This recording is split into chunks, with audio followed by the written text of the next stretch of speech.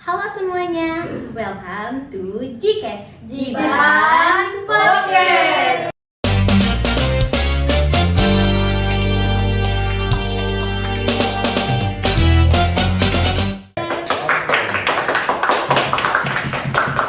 Aku Aina Talita Zahran dari kelas 8K.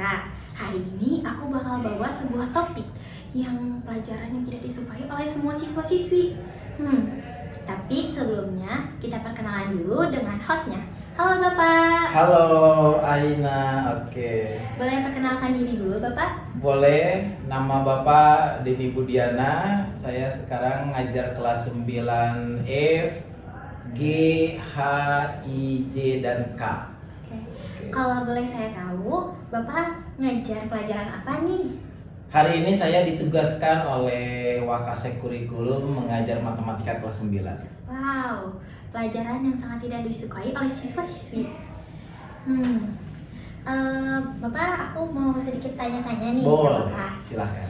Menurut perspektif Bapak, sebenarnya matematika itu apa sih? Oke, jadi begini. Kalau kalian perhatikan matematika, itu sebetulnya pelajaran yang paling mudah loh ya. Sebetulnya seharusnya siswa itu harus suka dengan pelajaran matematika. Karena hampir tiap hari kita selalu bermain dengan matematika. Coba bisa Aina bayangkan gitu ya, ketika bangun tidur, ketika kita melihat jam, sebetulnya kita sudah belajar tentang sudut. Lihat jam, kita sudut, oke? Kemudian berangkat, berarti Anda belajar tentang kecepatan, jarak, dan waktu. Sebetulnya dari mulai tidur sampai kita tidur lagi, itu semuanya adalah matematika. Begitu. Oke, jadi matematika itu tidak selalu angka ya Bapak? Tidak selalu angka. Matematika itu kan bisa jadi duit. Ya kan, duit senang kan? Oke. Uang itu kan di dalam teori matematika ada yang disebut dengan aritmatika sosial. Aritmatika sosial itu salah satunya berkenaan dengan masalah keuangan, masalah duit. Siapa yang nggak suka duit kan? Kalau kalian suka dengan uang, berarti seharusnya suka dengan matematika. Betul nggak sih? Betul Bapak. Oke. Terus, apa pentingnya matematika bagi kehidupan kita? Oke, begini. Matematika itu kan mengajarkan kita untuk berpikir logis gitu ya, logika, bermain logika. Dan kita dihadapkan kepada kehidupan. Di dalam kehidupan kita kan pasti berkenaan dengan logika, nalar gitu ya. Salah satunya contohnya begini. Ada orang yang punya kelakuan buruk misalkan. Secara logika kan kita tidak kita harus hati-hati dengan orang tersebut, karena itu kita bermain logik ya, harus bersikap hati-hati karena kita belajar di matematika, belajar logik berarti. Makanya kita harus hati-hati, oke?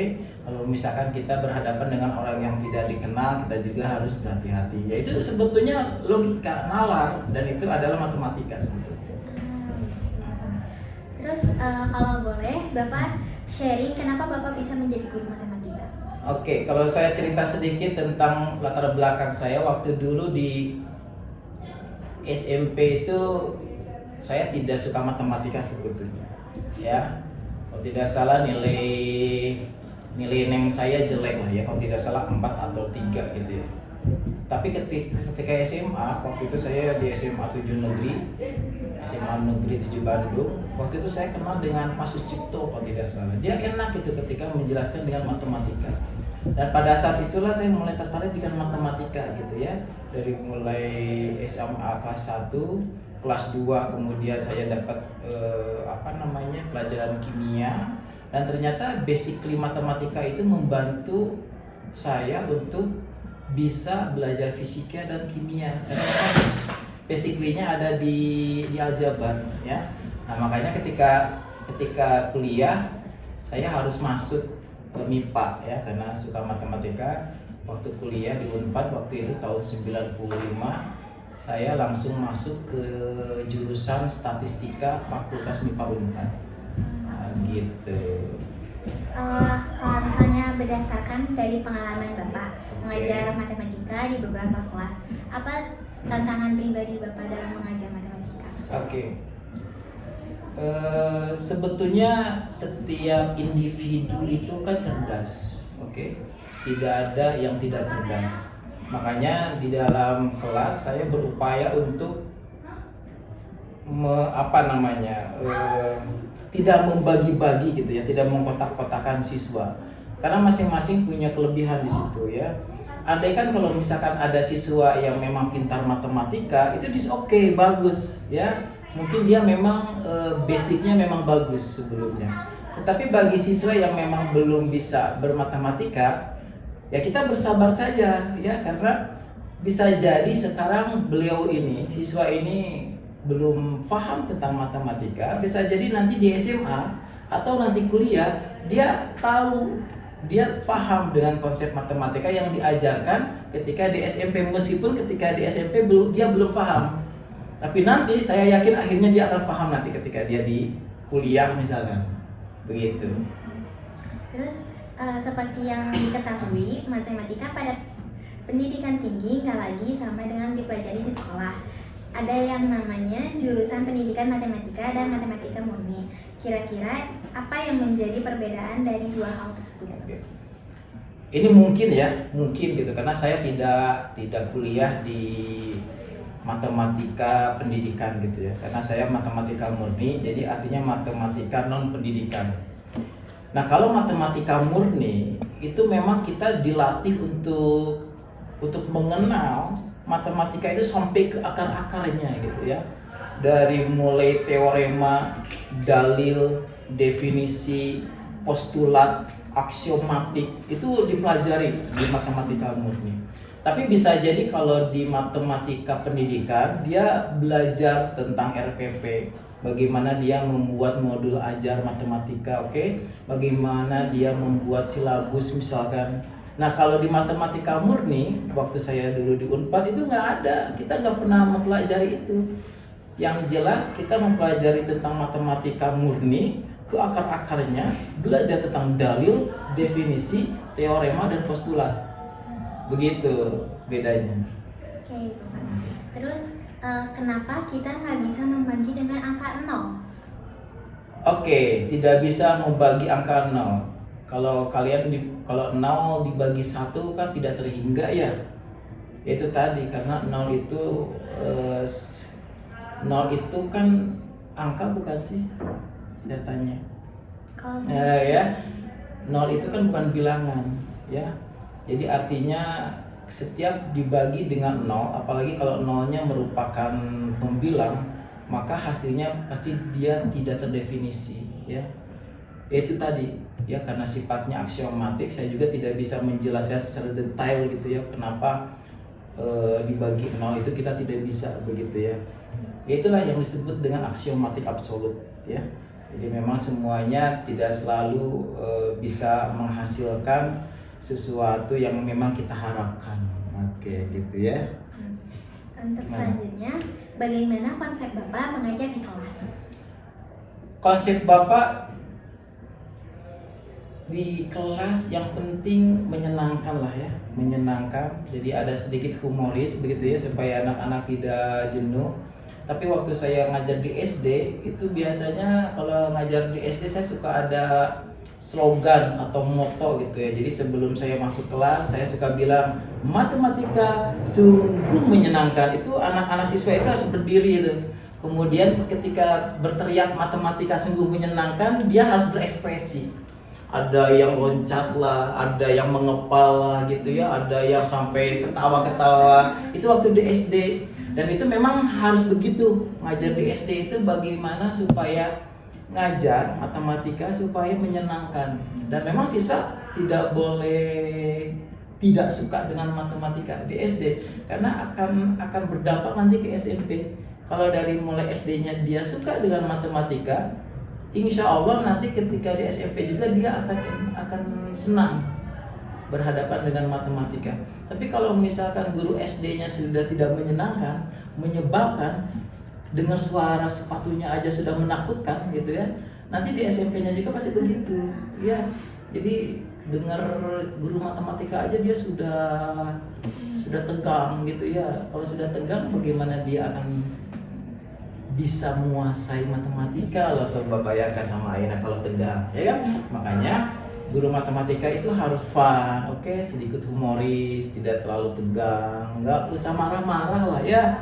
Makin tegang juga nanti marah-marah ya. Ya udah santai aja lah.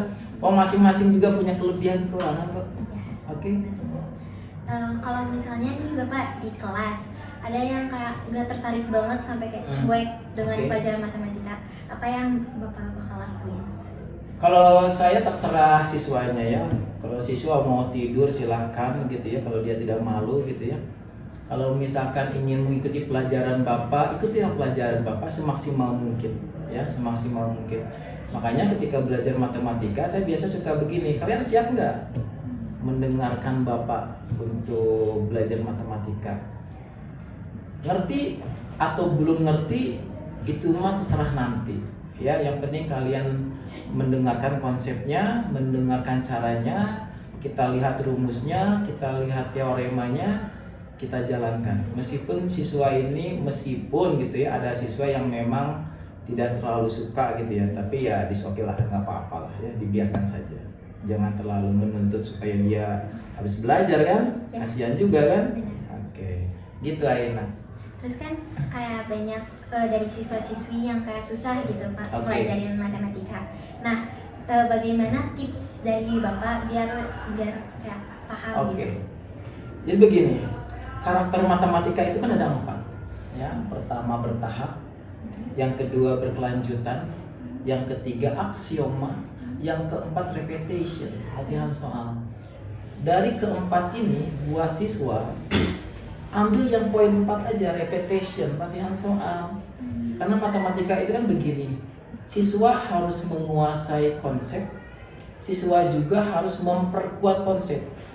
Dengan cara apa memperkuat konsep? Dengan cara banyak latihan soal, repetition, pengulangan. Jadi kalau misalkan Aina sudah dapat materi matematika, datang ke rumah itu jangan dilempar tasnya itu nggak boleh. Coba Anda buka tasnya, pelajari buku matematika yang dipelajari di sekolah, tidak usah lama-lama, 5-10 menit dibaca saja, selesai. Insya Allah dia bisa. Gitu ya Bapak. Terus kalau misalnya nih ada siswa yang nggak ngerti-ngerti lagi. Nah, misalnya kayak latihan soal pun dia nggak bisa.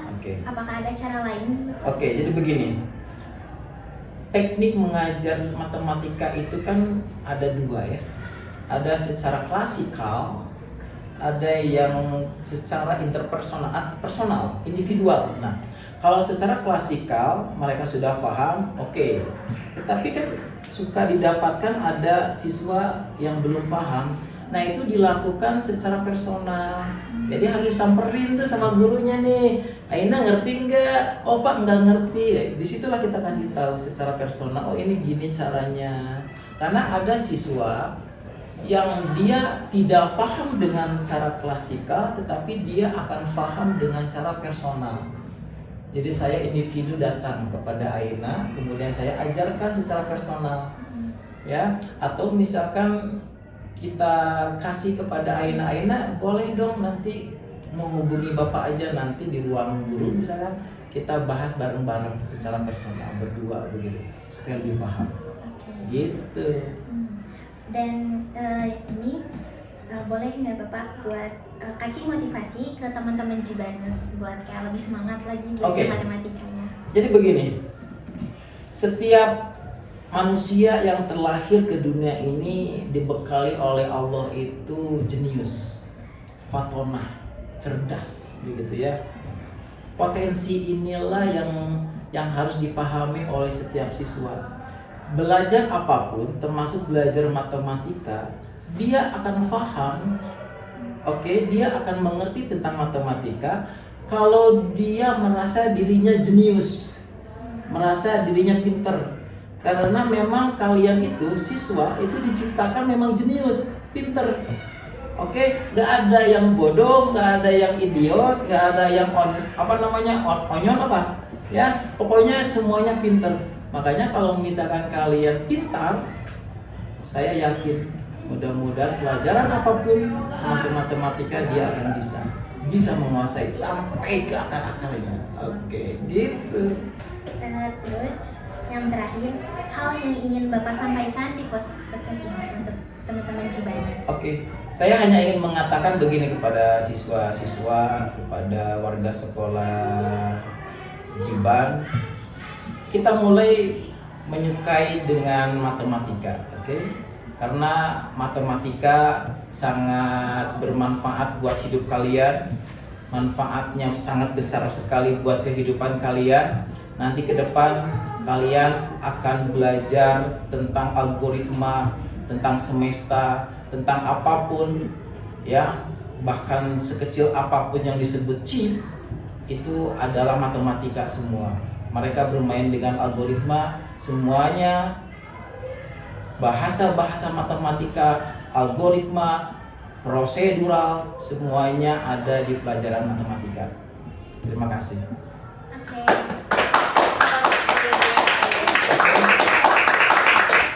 Nggak kerasa banget ya, kita udah di menit-menit terakhir nih. Nah, jadi ringkasan dari video ini, kalau matematika itu mudah kalau kita punya niat dan hati ingin mempelajari matematika lebih dalam, dan kita lebih semangat untuk mengerjakan latihan soal dan lain-lainnya. Terima kasih Bapak sudah berkenan Terima kasih berbagi kembali ilmu kepada saya dan teman-teman Cibaners. Siap. Semoga ilmu yang Bapak berikan bisa bermanfaat bagi kami dan kita jadi bisa belajar matematika lebih mudah. Oke, terima kasih. Nah, untuk para teman-teman Cibaners, jangan lupa ya follow akun Instagram SMPN 1 Banjaran, OSIS Ciban, dan TikToknya juga ya. Mungkin episode kali ini sampai di sini dulu. Semoga apa yang didengarkan dan kalian tonton ini bisa bermanfaat kepada kehidupan kalian masing-masing. Nah, untuk episode selanjutnya ditunggu aja ya teman-teman. Dadah. Oke, dadah.